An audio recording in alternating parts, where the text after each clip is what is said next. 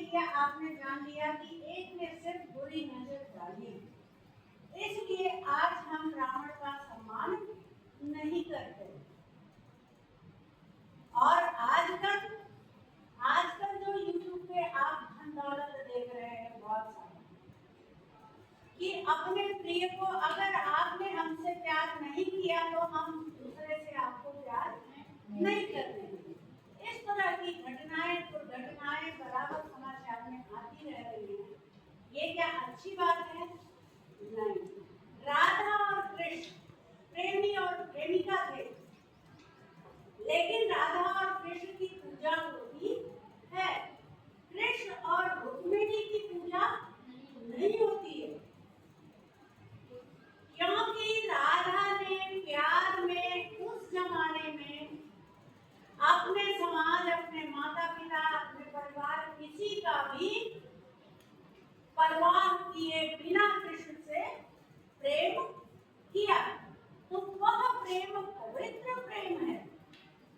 और कृष्ण ने उतने ही दिन उससे प्रेम किया जितने दिनों तक वो गोकुल में थे। गोकुल के बाद जब वो मथुरा गए, मथुरा से इंद्रप्रस्थ गए, ऐसे वो आगे बढ़ते चले गए, पीछे मुड़ के उन्होंने नहीं देखा, लेकिन राधा उसी तरह प्यार करती रह गई जैसा गोकुल में रहते हुए वो कृष्ण से प्यार करती थी। तो ये प्यार की क्या है? पवित्रता। प्यार की पवित्रता। और इस तरह जो प्रेम में दीवाना हो जाता है दुनिया और समाज की परवाह किए बिना, उसे हम दीवाना कहते हैं। दीवाना। कभी मम्मी पापा डांटते तो कहते हैं मोबाइल का दीवाना हो गया है। क्या हुआ? कि मतलब आप मोबाइल से इतना ज्यादा प्यार करने लगे हैं कि मम्मी पापा का डर ही खत्म हो गया, स्कूल में टीचर का डर खत्म हो गया, हम पूरा और ना पूरा मार खा जाएंगे लेकिन हम मोबाइल देखेंगे। और परवाना उसे कहते हैं जो दीवाने पर आकर्षित हो। तो आप अभी जब बरसात बीतेगी और आप देखेंगे कि बहुत सारे, जब लाइट जलती है तो क्या होता है, कीट पतंगे बहुत उड़ते हैं, लाइट पे आते हैं ना बरसात के बाद। जो चीज दिवाली पे खत्म होती है उसके ऊपर, वो लाइट के ऊपर घूमते हैं और सुबह जब आप उठेंगे तो देखेंगे लाइट के नीचे बहुत सारे कीड़े मरे हुए पड़ते हैं। तो उनको हम पर दीवाना कहते हैं। नहीं, क्षमा और परवाना, दीवाना परवाना नहीं, क्षमा और परवाना। क्षमा मतलब क्या हुआ? आग, दीपक, दिया, उसकी रोशनी की तरफ कीड़े क्या होते हैं? आकर्षित होते हैं। और क्षमा मतलब प्रेमिका। प्रेमिका पर भी प्रेमी आकर्षित होता है और जानता है कि हम किसी लड़की को छेड़ेंगे या प्यार करेंगे तो उसके दादा भाई पिता हमको मारेंगे, पर वो प्रेम करता है। क्षमा दीपक पर वो कीड़ा घूमता है, उस रोशनी से आकर्षित होता है और अंत में उसकी आग से जल के मर जाता है। लेकिन चूंकि वो रोशनी से प्यार करता है, रोशनी लड़की नहीं, चिराग की रोशनी, दिया की रोशनी, वो प्यार करता है और उस पर अपना जान निछावर कर देता है।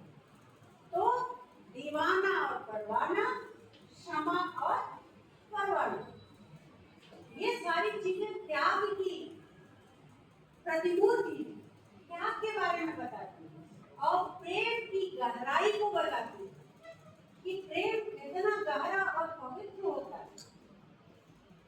आजकल की तरह एकदम नहीं होना भी नहीं चाहिए।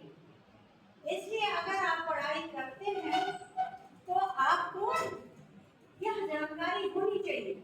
मैंने प्रेमी शब्द पूछा, सबके चेहरे पर मुस्कान आ गई, संकोच हो गया, लेकिन प्रेमी शब्द ऐसा अर्थ संकोच हो गया। मैंने आपको बताया मीठे के प्रेमी, नमकीन के प्रेमी, खट्टे के प्रेमी, तीखे के प्रेमी, समोसे के प्रेमी। तो प्यार तो हम किसी भी चीज से कर सकते हैं ना।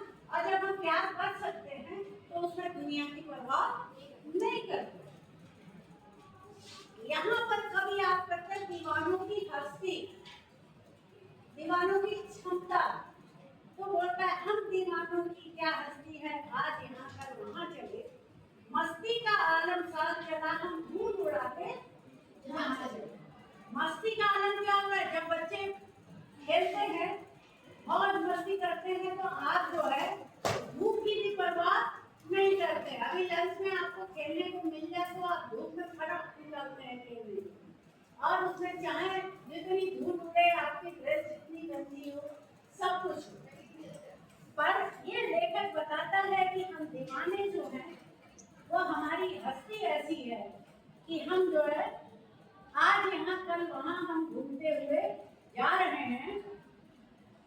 आए बनकर उल्लास अभी, आंसू बनकर बह चले अभी, सब कहते ही रह गए अरे तुम कैसे आए कहाँ चले। इस ओर चले या मत पूछो, चलना है बस लिए चलो, जग से उसका कुछ लिए चले, जग को अपना कुछ लिए चले। दो बात कही, दो बात सुनी, कुछ हंसे और फिर कुछ रोए।